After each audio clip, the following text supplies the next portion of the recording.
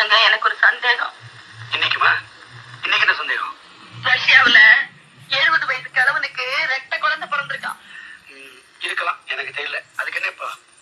70 வயசு கிழவனுக்கே ரெட்ட குழந்தை பிறந்திருக்குன்னா உங்களுக்கு இன்னும் 50 வயசு கூட முடியலையே. பைத்தியம்.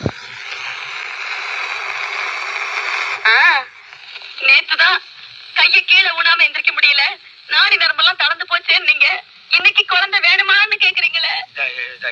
என்ன போட்டு குழப்பாத. இப்ப உனக்கு என்ன தெரிஞ்சுக்கணும்? அந்த ரெட்ட குழந்தைல இன்னொரு குழந்தை எங்க? ரெட்ட குழந்தையா? எந்த ரெட்ட குழந்தை? எல்லாம் எனக்கு தெரியும். என்கிட்ட ஒண்ணு போய் சொல்லாதீங்க.